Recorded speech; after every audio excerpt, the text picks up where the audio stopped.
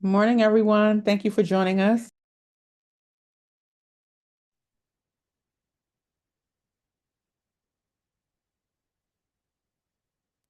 Welcome, welcome. As we allow a little bit of time for everybody to get in the room. Thank you for joining us this morning.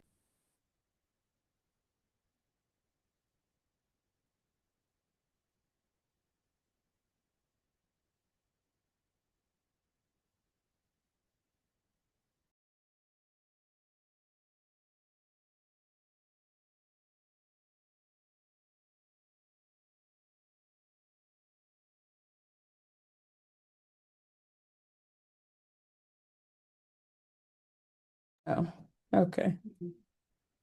Still coming in the room. Good morning, everyone.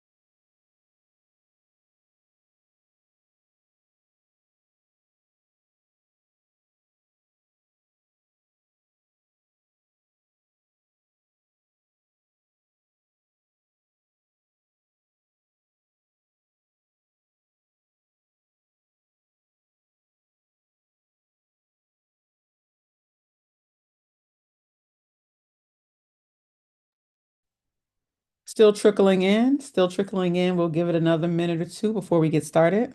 Good morning.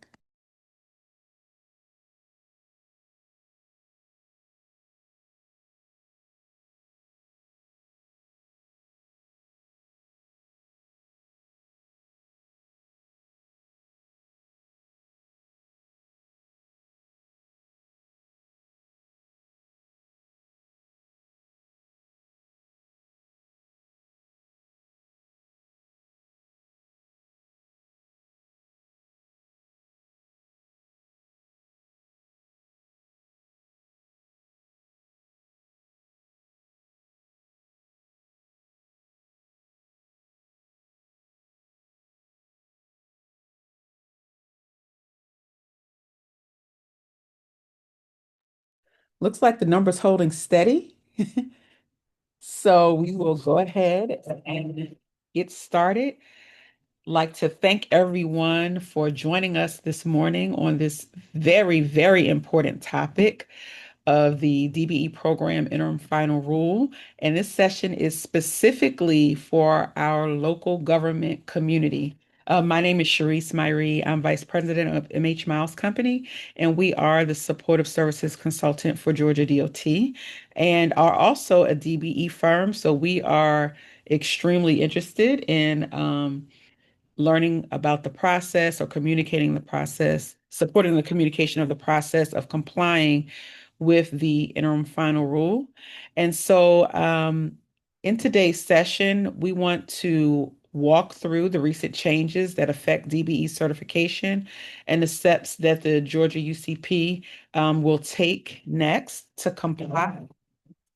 Just so that you know that joining us from MH Miles Company is Carol Phelps, who is our supportive services manager, Tony Miles, who is also a manager with the firm that manages DBE certification specifically and state supportive services activities. He participates on state supportive services activities.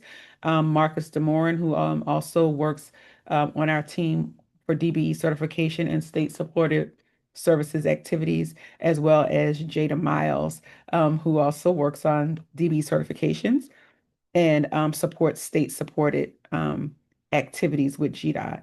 And so they will be working in the background to let you know that we had a very robust and interactive session this morning with the DBE community at 9 o'clock. We had almost 350 or a little over 350 participants on that webinar. So we went through a lot of questions and was able to talk about the direction that the agency will take next. And we're looking forward to doing the same with you.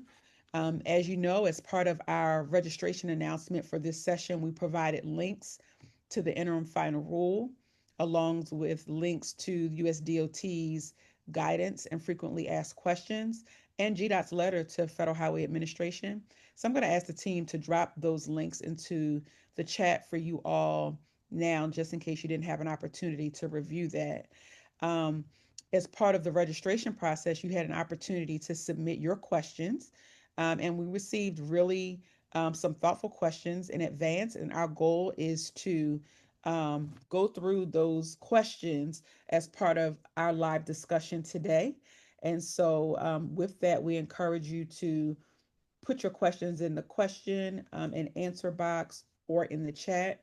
And also, if if there may be an occasion for you to be unmuted, since the group is much smaller than 350, we'll be able to accommodate that if we need to kind of talk through some things or get a little more clarification on a question that you may ask.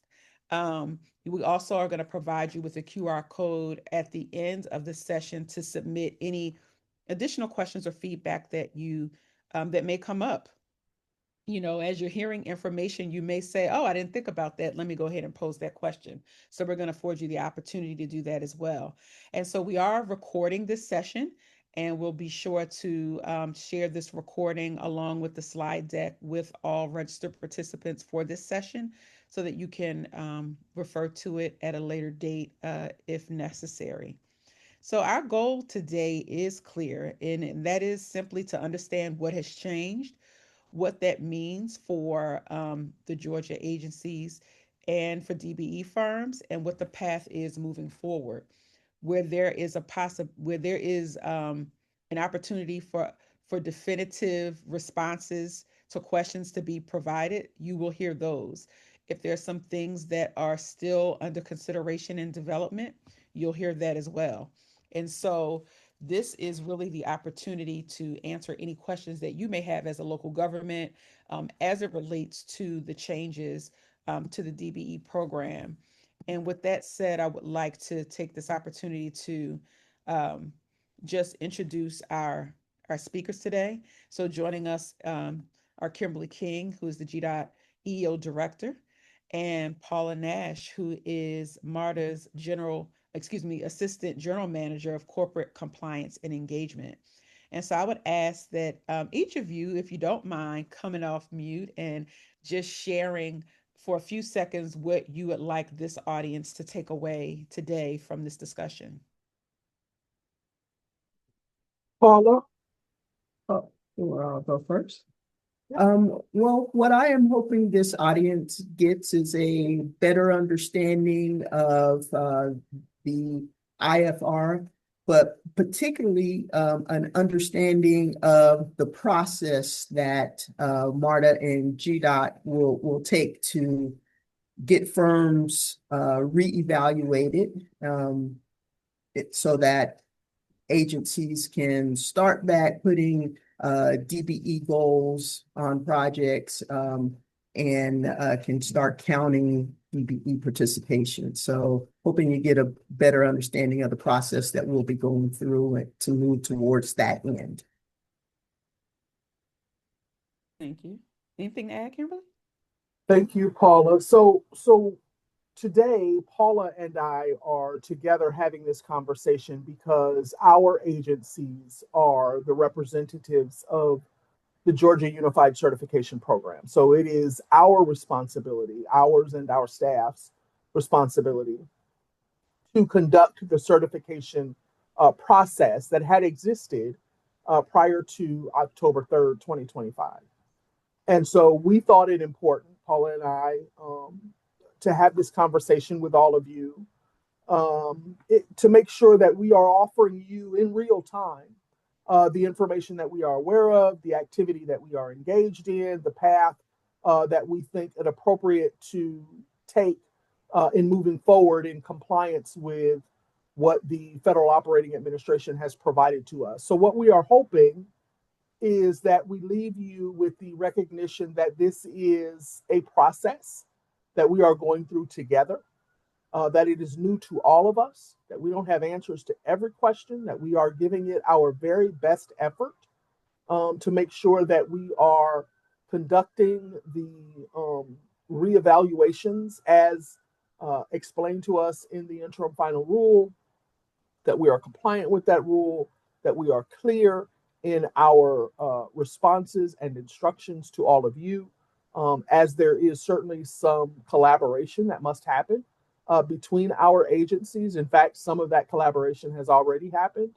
And so, for me, what I really hope that we are able to accomplish today is just to demystify as much as we can some of the instruction that have been provided to us through the interim final rule that we will be expected to carry out in our role as the GUCP here in Georgia. Thank you for that, ladies. So we will just jump right in to our discussion today. We all know that on or around October 3rd, USDOT issued an interim final rule guidance. And I'm going to throw it back to Kimberly to kind of put in practical terms the summary of this rule and what changed and why it matters. So thank you, Cherise. What is on the screen before you is sort of the thought process that Paula and I and our supportive services team at MH Miles went through in thinking about how do we communicate to our audiences about the interim final rule.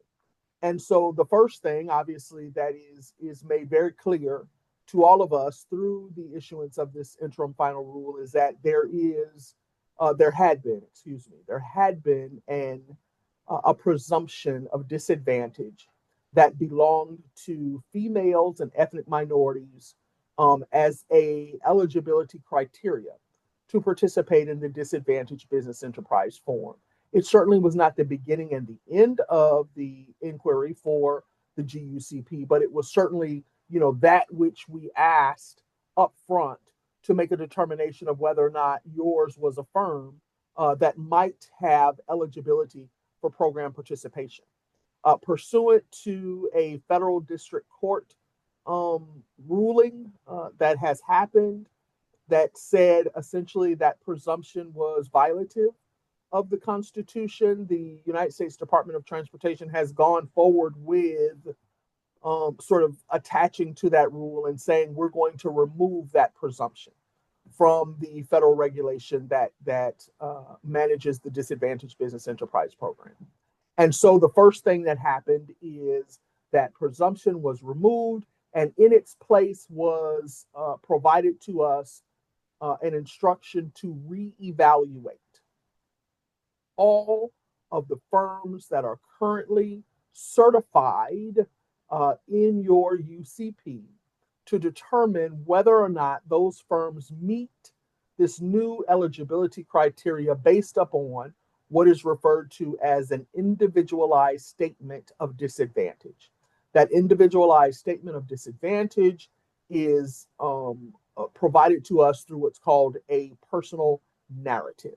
So that personal narrative is how we will review the statements by our currently existing firms to say that they do or do not meet this new criteria. The second thing that changed is our DBE goal setting consideration. So because we are recipients of federal funds, we have a DBE program that says a percentage of those funds should be spent with disadvantaged business enterprises. And the way we do that is to attach goals, use a particular equation to attach DBE goals to our federally funded projects. The interim final rule has changed that goal setting process to say that until the reevaluation happens, there ought not to be goals set on your federally funded projects. And for us, that reevaluation has to happen for more than 4,000 firms. So that number should give you some indication of the undertaking that we are involved in currently, myself and Paula and our teams, because again, MARTA and GDOT are your certifying agencies for the state of Georgia. MARTA responsible for Clayton, DeKalb, and Fulton County firms. The Georgia Department of Transportation responsible for all others in the state. So we've got to do that reevaluation as provided by the interim final rule for all 4,000 plus of those firms before any of our goal setting activity can be restarted on our federally funded projects. Paula, would you add something to that? No, I think you covered it well. Thank you.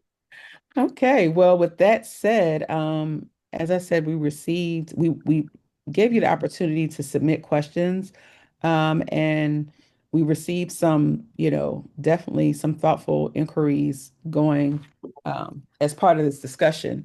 And so, some want to know, are all firms decertified, uh, or is there a process going to be put in place to reevaluate the firms? So again, we have Paula and I and our teams have really spent quite a bit of time reviewing not only the interim final rule but the FAQs that came out after the interim final rule. And I appreciate that the FAQs provided us a little more instruction than was originally provided by um, the interim final rule itself. There was lots of language in the interim final rule, but it didn't feel like it gave us a lot in terms of specificity about what we were supposed to do, which is really what we were looking for. So the FAQ provides question: can a UCP simply decertify all currently certified DBEs without completing the reevaluation process? Answer: no. The interim final rule requires UCPs, meaning MARTA and GDOT, to identify each, each of the 4,000 plus firms that currently exist for our DBE directory, to identify each currently certified DBE and provide each of those identified firms with the opportunity to submit documentation demonstrating its DBE eligibility under the standards described at 49 CFR Part 2667. So we cannot blanketly decertify everyone until we have conducted a reevaluation of everyone. So each of those 4,000 plus firms must be subject to this reevaluation as provided in the interim final rule. Thank you. So, when we're talking about that reevaluation process, how does this affect firms that either had their application in progress at at the time of receiving this guidance from USDOT, or firms that are, wanting to apply to the program for the first time? Paula, I'll give you that one. Sure. So for firms that are in the process or that are looking to apply to the DBE program, those applications are technically, I would say, on hold right now. Um, and we've put them on hold as we've tried to get more information about the IFR.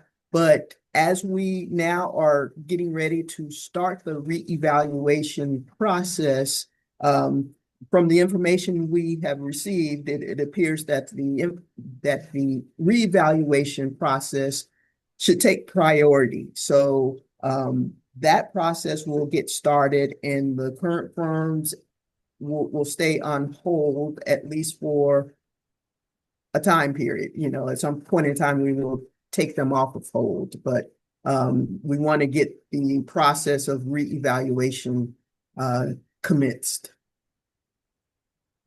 Thank you. I would also direct you again to the FAQ, which is what we are relying very heavily on in terms of this reevaluation. So, question: is there a date by which a UCP must complete its certification reevaluation process? Answer: no. The regulation at 49 CFR Part 26111 provides that UCPs should complete the reevaluation process as quickly as practicable. So for us, as quickly as practicable means start looking at those 4,000 plus firms as soon as you can to make a determination of reevaluation. Also, can a UCP impose a deadline on currently certified DBEs for submission of the reevaluation documentation as required under 49 CFR Part 26.111? Answer, no. The regulation at 49 CFR Part 26.111 does not provide a deadline for a currently certified DBE to submit documentation demonstrating its DBE eligibility under the new standards provided in the IFR. So, we have to determine what that reevaluation looks like and then provide you access to documentation that is going to allow for that reevaluation to happen. Thank you. So that's definitely helpful. So one of the other questions that we received was related to um, interstate applications or, applications for firms that were not originally certified here in the state of Georgia. How will the agencies handle those? So the FAQ again provides for that question specifically and asks if um, if how we, I guess how is the question, how we go about doing the certification. So question, does a UCP have to reevaluate all currently certified DBEs in its DB directory, or only those DBEs for which the UCP was the jurisdiction of original certification? So jurisdiction of original certification is a term that the Fed uses to describe your home state. So the answer is under the certification reevaluation requirements at 49 CFR, Part 26.111, UCPs are required to reevaluate the certification only of those DBEs for which the UCP, meaning MARTA and GDOT, for which the UCP is the jurisdiction of original certification.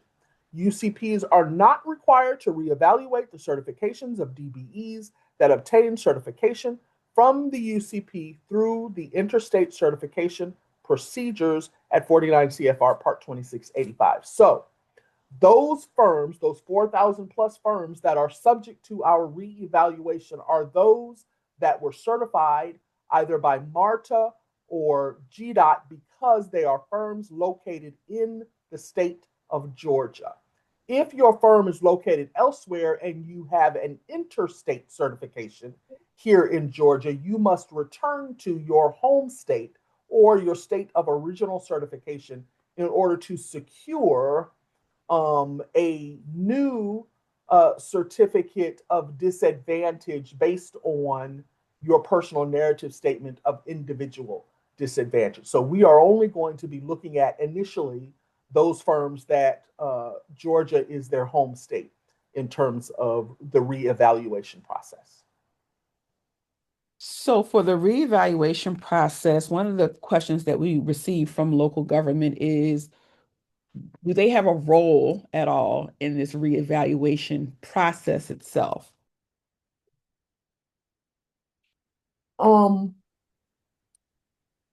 Formally, no. Again, the UCP has been, will be responsible for certification.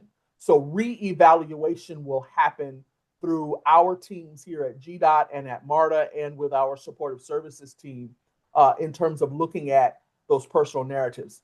But certainly we need all the help we can get in sort of getting the word out. So we would certainly appreciate our local government partners kind of helping us with that part. But the certification, the reevaluation, I'm sorry, I should use the term reevaluation. The reevaluation will happen at MARTA and GDOT. Would you add anything, Paula? No, that is correct. Yes, and so that's one reason why we're excited that you all joined us so that we can all be singing from the same sheet of music as we anticipate that you too will receive inquiries, and you'll be equipped now with the responses to provide to those firms that may inquire about how this process will work and what the expectations are. So, we received quite a few questions related to the personal narrative requirement as it relates to this reevaluation process.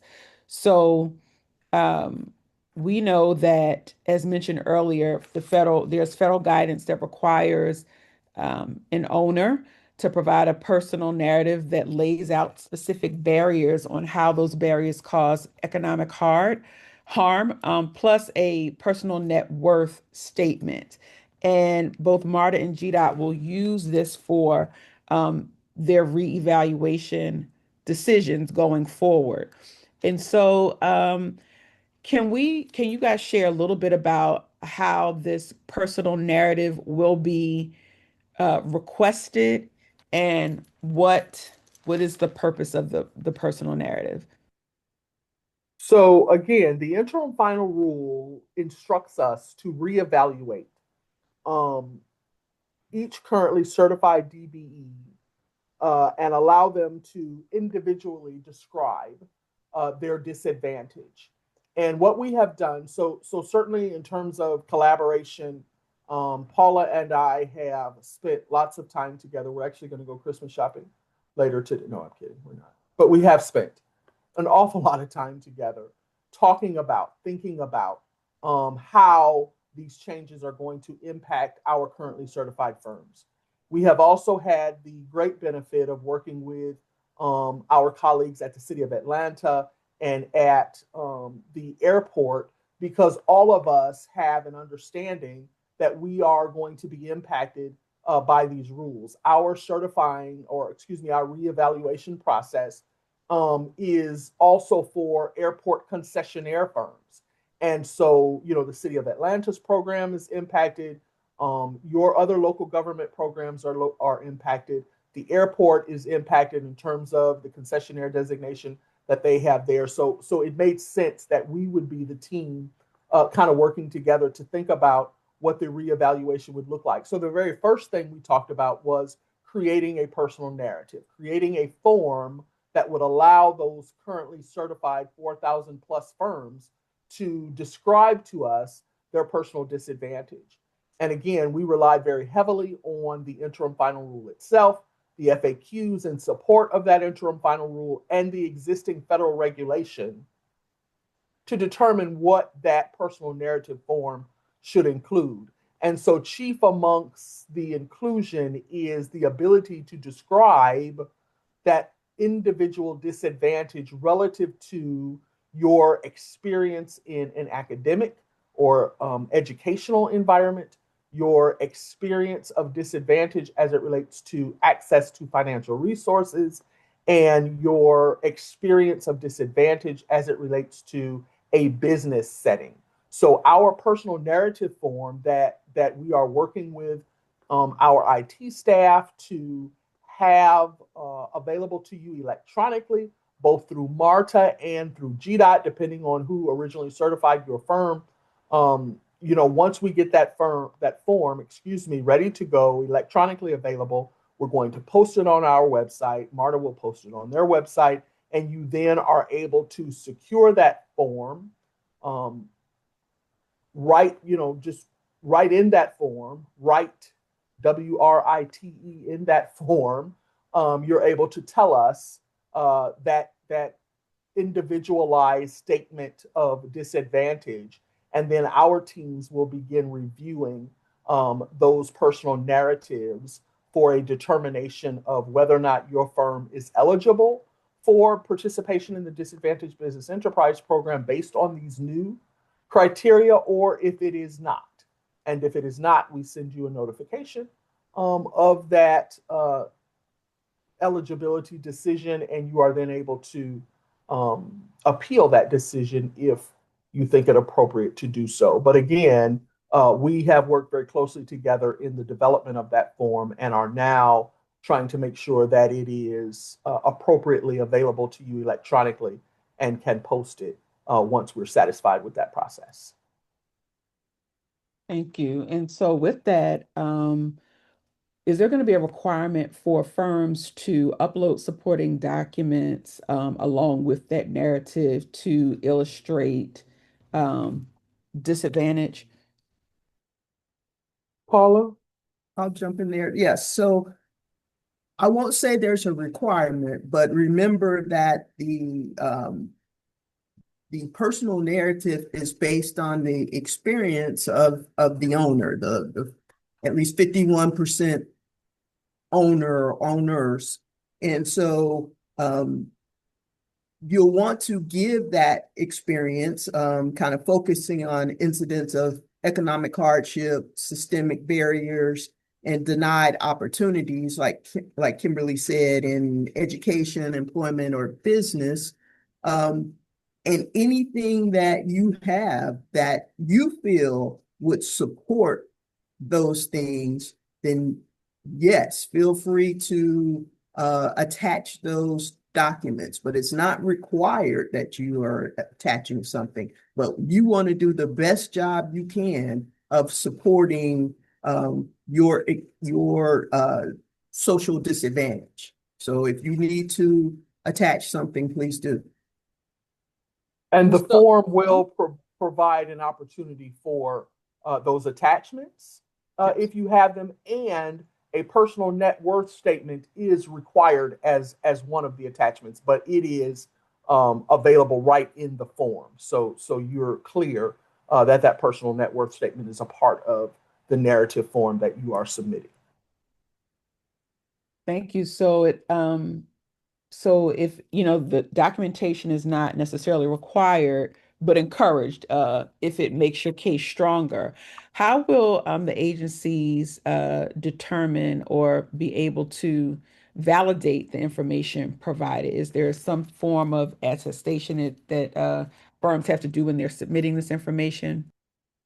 Yeah, so there is an attestation that you are affixing your signature to at the end of the form that indicates that the information contained in the form is true and correct to the best of your knowledge and belief.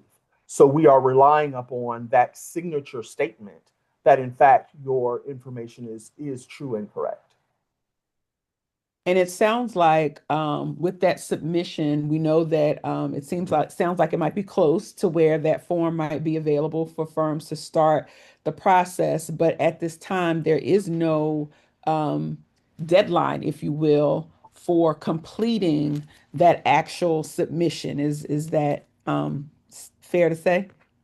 That is correct. And again, right from the FAQ, um, there is not a date by which we must complete the reevaluation. That has not been stated to us, nor is there a deadline that we must impose upon the DBEs that are currently certified for submission of their reevaluation form. So, certainly once the form and the instructions in support of that form are posted, both at MARTA and GDOT, folk can begin, securing that information and submitting those forms. And we will, the form should have a serial number attached so that we know when the form was submitted, so we can, make sure we're reviewing in the order of receipt. But we will send a notification, much like the notification that the firms received about this meeting, that constant contact kind of notification that the form is now electronically available both at MARTA and GDOT, and the firms should go to the agency that originally certified their firm, excuse me, to do the personal narrative document. So we'll send a notification once that form is up and ready. And I Sounds would good. like to add that even though there is no deadline for submitting the form, firms that do not submit the necessary information, however, will remain ineligible for the DBE program until they submit the required documentation demonstrating DBE eligibility under the new standards. Correct. Right. That's definitely important for the firms to know. And so, as you can see here with this next slide, it really illustrates the path forward in this process, the path forward, which, starts with that personal narrative. Every current DBE, as was stated, will be asked to provide that personal narrative along with a personal net worth statement. And as mentioned, there'll be a notification for firms to be able to start that process. And, they'll be directed to both portals or sites, if you will, to initiate that process. As you'll see on the screen, it says staff support and training. Let's talk a little bit about exactly what we want to communicate here, the level of effort and what's necessary behind the scenes in order to make this implementation work. So again, the staff at GDOT, the staff at MARTA that have been doing for the past 20 plus years, DBE certification will continue to be the agency's teams that are doing the reevaluation. So I have said to um, both our supportive services team and to Paula that we are not traversing the dark side of the moon, but rather we are continuing to do the very good work, the very diligent work that we've been doing with regard to certification. We know how to do the work. We've been doing it at a high level for a long time.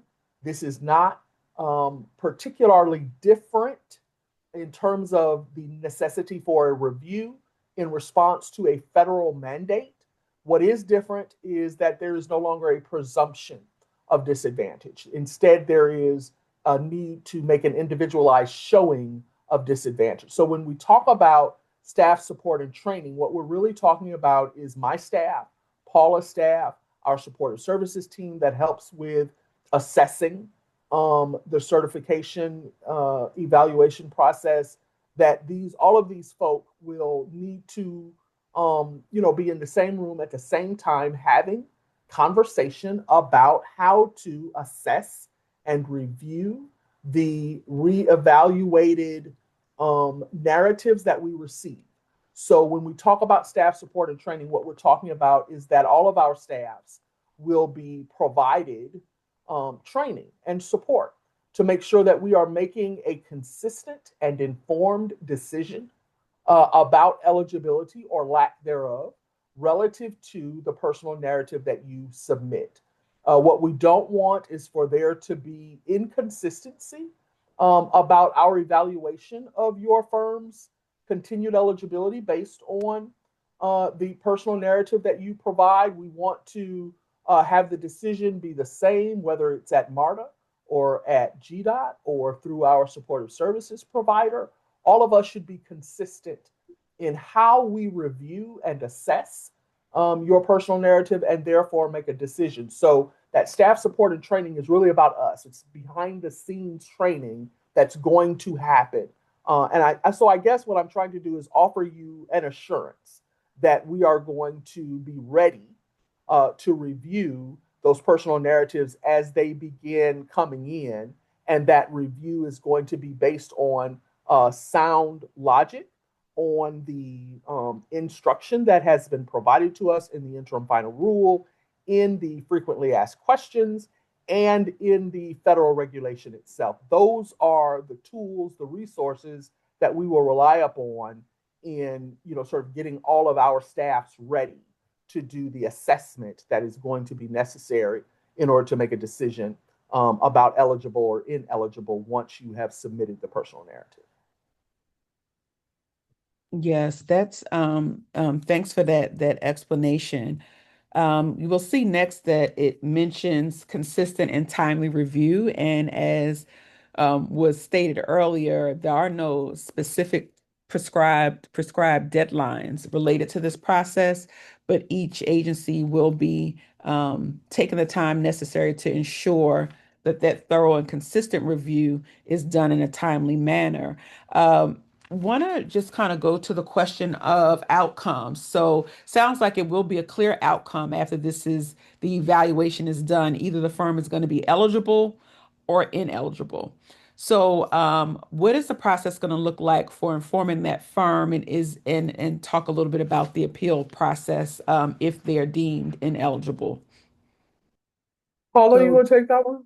sure. So the similar to new applications, once the reevaluation is done, the firm will be notified in writing that they are either found to be eligible or not eligible, which acts as a decertification. So they will get that message in writing. If a firm is found to be ineligible and thus decertified or recommended decertified, there is an appeals process to the US DOT. So that does exist, as it does with the new application. It exists in this process as well. So firms will have that opportunity. Thank you. Okay, so we've talked about pretty much what the path looks like forward, but what does that mean right now? So let's just kind of turn our attention to uh, contracts and goals.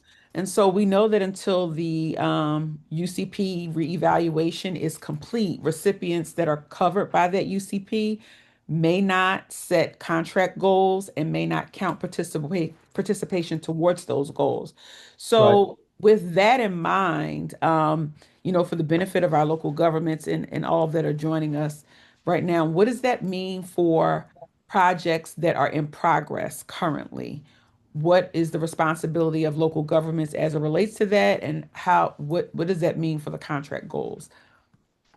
So when first we got started this morning, we wanted to sort of make a statement of expectation for this meeting. And so my statement of expectation, both at the 9 o'clock session and at this one, was to make clear that all of this is new, that we are navigating it together, and that it is incumbent upon us to interpret what has been provided by the Federal Operating Administration. It's not our rule, not our change. It is the United States Department of Transportation's change that we are simply administering. And I probably use the term simply loosely because there's nothing simple about it. But I will say that the FAQs that have been provided in support of the interim rule, in some instances, do a good job of providing us specificity with regard to what the expectations are for us. So that FAQ under contracting questions, which is section B, the very first item is question: how does the interim final rule affect projects that are currently authorized or advertised and projects or contracts already awarded that have DBE goals? Answer: recipients with DBE goals on contracts that have been advertised but not yet awarded, bids not yet opened, must issue amendments to the advertisement removing the DBE goal. Two, for projects with DBE contract goals that have been let, i.e., bids opened but contracts not yet awarded, i.e., executed, recipients must take appropriate action to zero out the DBE goal. Due to the program changes in the interim final rule, DOT will allow recipients to amend the contracts without re-advertising the projects, but each recipient should make its own determination on whether the contract needs to be recompeted under state law. And finally, contracts with a DBE goal that were let and executed prior to October 3rd are not required to be modified. But DBE participation on such contracts cannot be counted toward the DBE contract goal or toward the recipient's overall DBE goal until the UCP in the recipient's jurisdiction completes the reevaluation process. So what does that mean? That means that those projects that you have in your local jurisdiction that have some federal funding attached to them may need to be subject to a supplemental agreement that says we're going to remove the DBE goal. Maybe projects that have already been advertised and executed, means these contracts have been signed off on. There's a DBE goal there. We want you to continue to utilize those DBE firms, but we won't count toward our overall agency goal or your overall goal that project participation. Why? Because the interim final rule says that we cannot. So we certainly understand again from the FAQs that you can't just sort of kick the firm off because you have a process that you must go through in order to substitute that firm, and that process continues to exist. But we do understand that we're not counting those goals toward an overall attainment that the agency has because the Fed has indicated to us that we must do this reevaluation of those 4,000 plus firms before goals can be set anew or can be counted toward our overall participation or goal attainment. I think that's a really great point and for everybody to take away. So there is no expectation, although those projects or contracts that are in place to get rid of those firms that are working on those projects, and that the process is still in place to either to substitute DBEs on existing projects. So would that also mean that those monitoring activities of those projects would still be taking place um, at the local government level? So those projects that again have been let and executed prior to October 3rd are not required to be modified. So, our expectation for those contracts is that if there were goals attached, we're going to pay attention to the DBEs that are operating on that project. If there is some change necessary to that project and you are following the currently configured federal regulation as it relates to those projects, yes, we're going to be paying attention, monitoring that activity to make sure that it is compliant with what those rules require. Got it. One of our participants asked about um, reporting requirements, and I know that this is addressed. So, there are reporting requirements or were reporting requirements up until a certain point, semi-annual or annual reporting requirements. Can either of you speak to that as it relates to our local government that are on the line? I'll address that. Go Um, ahead. so the semi-annual reporting requirements, the recipients aren't required to do that until after the reevaluation process is completed by the UCP. So for us, what that means is twice annually, GDOT has to submit report to Federal Highway, Federal Transit, Federal Aviation about our expenditure of their federal funds. So with whom have we spent those funds in terms of DBE name, DBE type, location in the state where the project happened, and dollar value of those contracts. So we have to tabulate that information and then report it. And we do that by securing that information from our consultant teams, from our own compliance staff. We're pulling all of the information about where projects are happening and whether or not DBE participation was attached to that project, and then reporting that to our federal operating administration, again, either Federal Highway, Federal Transit, Federal Aviation. And Paula was making reference to the FAQ where it says you don't have to do that anymore. So we will not be submitting a semi-annual report in December. They were submitted in June and December. We will not be reporting in December because we will not have completed that reevaluation by the time that semi-annual report would come up. And the interim final rule says very clearly that we have to have completed that reevaluation of all of our 4,000 plus certified firms before we can start acknowledging those DBE goal activities again and reporting them to the Fed. And I would add that that also applies to the agency's overall DBE goal that you must establish if any agencies are coming to the point where it's time to establish an overall DBE goal. You don't have to do that until the reevaluation process is completed. Thank you. Thank you for that. Um, I think that we can we had a few more questions related to goals, and one of them had to do with state-funded activities. So we know that GDOT has some state-funded projects that have goals attached to them that are not specifically DBE goals. Mhm. Will this interim final rule affect those goals on state-funded projects? It will not. As I've indicated previously, the interim final rule is issued to us by the Federal Operating Administration, that being the United States Department of Transportation, for how we act upon federally funded projects.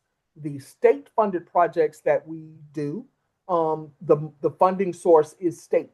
And so there is no federal dollar engaged. And because no federal dollar is engaged, the federal regulations are not applicable. So we have certain state funded capital construction projects, certain state funded routine maintenance activities that we have what are called SVDBE goals attached to them.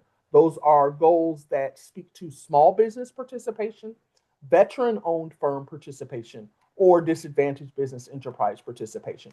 So on those project types, we continue to review for goal setting opportunities and are attaching goals to certain of those state funded contracts.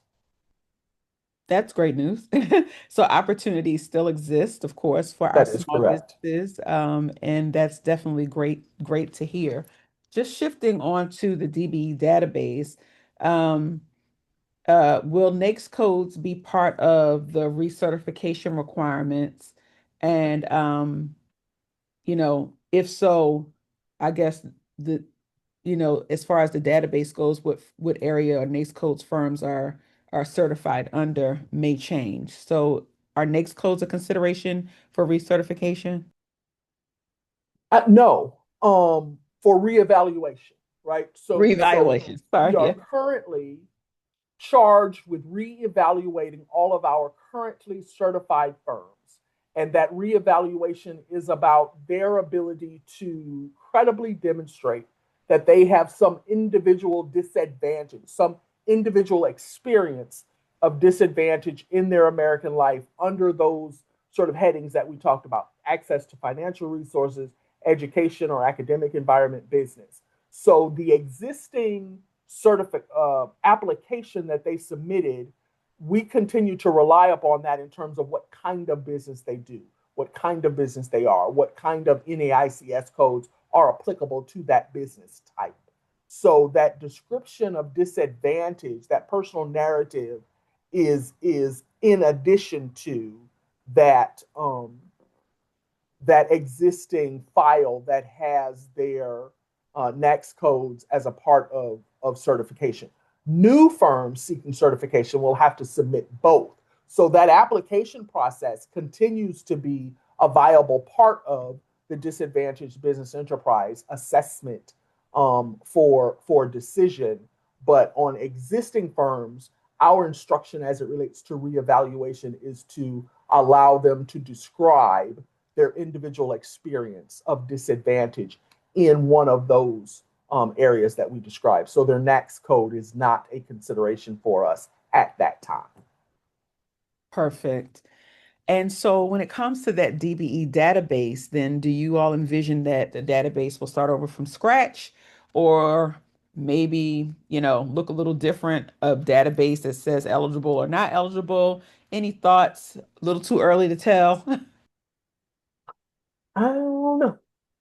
I don't think we know, frankly. I think, Paula and I certainly have had this conversation, and what we've talked about is, again, the FAQs say pretty specifically that we are not to decertify all currently certified firms, but instead we are to provide each of those firms with the opportunity to submit documentation demonstrating their continued eligibility under that personal narrative statement, that individualized description of disadvantage. So it feels like we could, start removing firms from the currently configured DBE directory, or we could, each time we determine that a firm is eligible, we put them over here on the right and say this firm meets the eligibility criteria of the new considerations that we were given under the interim final rule. So I'm not sure at this point, as we sit, I cannot say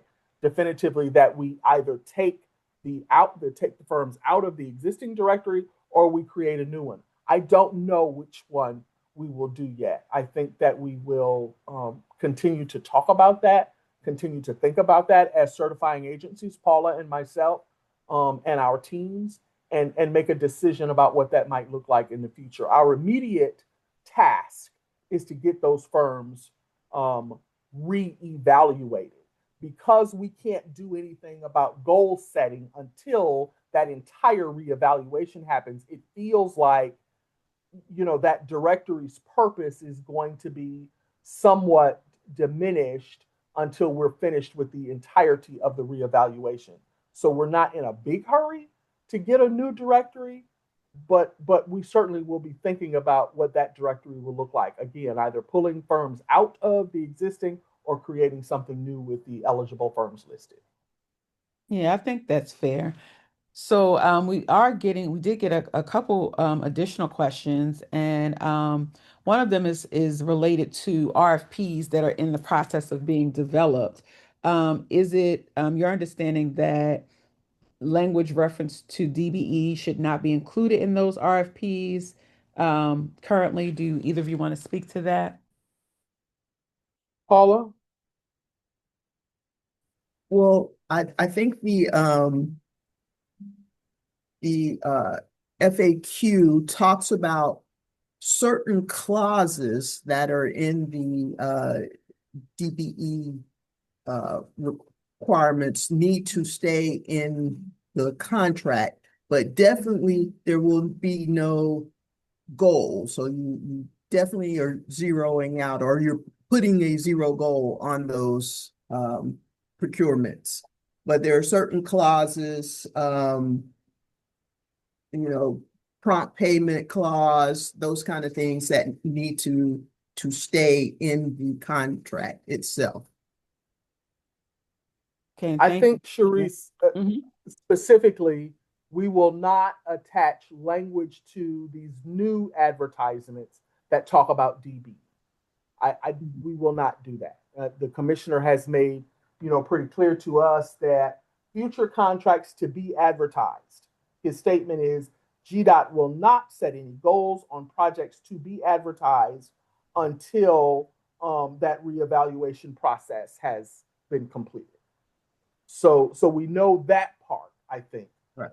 as it relates to GDOT's action moving forward. That's helpful. So we've talked about quite a bit today, and just to summarize, I know everybody wants to kind of know what the timelines are. There are no specific timelines currently. That is the answer. The agencies are very close to getting the portal together to where this process can be implemented. And you all will be notified as soon as that time has come. And of course, as any additional information comes to light, guidance from the federal government, interpretation from both of the agencies, you'll be apprised as a local government partner of what your role is in that process. I want to check with the MH Miles Company team to see if there are any questions that have come up, or if any of you have any questions that we haven't had an opportunity to address during our time together. Since you are local government partners, you may have different kinds of things that may have come up for you than that came up for our DBE community. So we're open to addressing those live while we're here, and also will afford you an opportunity via QR code to submit some questions if you have some that you don't want to necessarily have us address live at this time. So Tony and team. Yeah, so no, you addressed it. It was the one with regard to DBE language I was going to mention, but you addressed that. So you nailed that. And the other ones are timeline for the evaluation process, which of course you have addressed as well. So those were the two questions that I had seen that were not addressed specifically. So I would also just like to add that at the DBE session, we got a follow-up. I think it was a suggestion more than it was a question to do this again. And I will say that we have been instructed that we will have an in-person and a virtual meeting, so a hybrid communication before the end of the year, we hope. Once we have begun receiving our personal narratives and reviewing those narratives, so upon receipt and response, we have a more practical set of conversations that we can begin having with the community, both the DBEs, the local government partners, the prime consultants and contractors.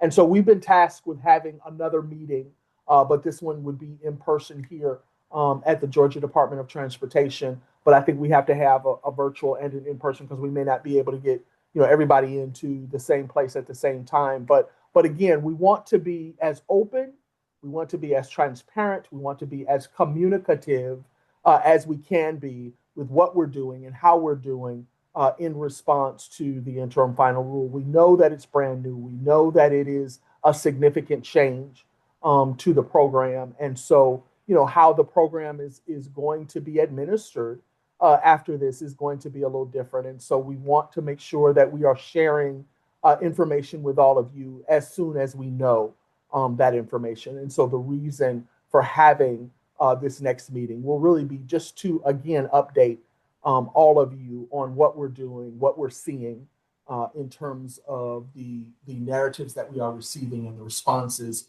to those narratives that we are providing. So the same kind of notification that you received for this meeting, you will receive for that um, next in-person hybrid meeting and for the availability of the personal narrative form electronically when we get it up and running. Thank you. And just to kind of summarize some good news, right? So this is a lot of changes, changes, right? So we all have to be patient and diligent at the same time with what we know, trying to implement to continue this program.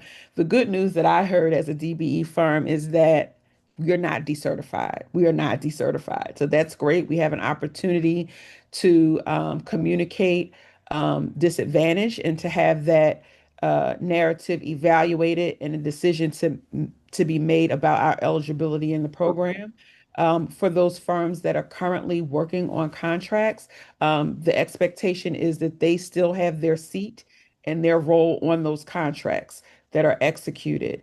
And although no future goals will be added on the contracts, that does not mean that there are not opportunities for DBEs to participate in the projects around the state of Georgia. So there's opportunities that exist on state-funded projects and an expectation for DBEs to be used on existing contracts that are in effect.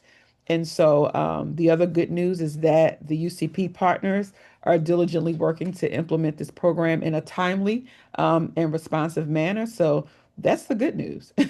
And also that the local government will help us get the word out and we'll sing from the same sheet of music as you get inquiries about the program. So, with that said, if we don't have any other questions, I'm checking with the team one more time before we go. I will allow the panelists to share any final remarks before we close out our session today. Go ahead, Paula. I was seeing that there was another question, I think, that just came in about a It uh, is. Go ahead. Yep. Go ahead, Paula. You see it? Yeah. local small business Hmm. requirements. What is the Yeah, question, Tony? asking until the reevaluation has been completed, do we suggest that they utilize their local small business requirements? And I'm guessing you're talking about on non-federally funded projects. Yes, you can. Yeah, I Um, think to clarify that you cannot on place federal. those requirements on federally funded projects. So that still remains the case. So any project that has any portion of federal Yep. funding in it, would not be subject to local goals. Yeah. We cannot amend in any way the federal regulation as it relates to the expenditure of those federal funds. But I will say that last Monday, when we had our small business industry forum, I absolutely talked about our local government partners along with DOAS and our own state funded activity by saying that, almost every county or city in the state of Georgia that does business has a local preference. They want to do business with their own citizens. They want to be able to say to their board of directors, to their commissions, to their councils, hey, we have a $10 million budget, and this is the percentage of that budget that was spent with our own resident businesses. So if you have an opportunity to attach those local preference goals to those locally funded project activities, I think absolutely you want to do that. And we certainly have encouraged our firms that are currently certified to look at their county of residence, their city of residence, and see if such a thing exists. And if so, to get involved in it, to make themselves known to their city and county, to take advantage of some of those opportunities. So again, we want to, make sure that we continue to help those small businesses that we are aware of to get engaged where the engagement is happening. If that is a federally funded project, great. If it's state funded, fantastic. If it's SPOS money or some local resource, get in there. But we want you to find those opportunities, to engage in those opportunities, to be, again, ready, willing, and able to take advantage of the opportunities as they present themselves. And we will continue to utilize our supportive services assistance to help you as a small business, as a DBE firm with that activity. Well, that's a great note to close out on.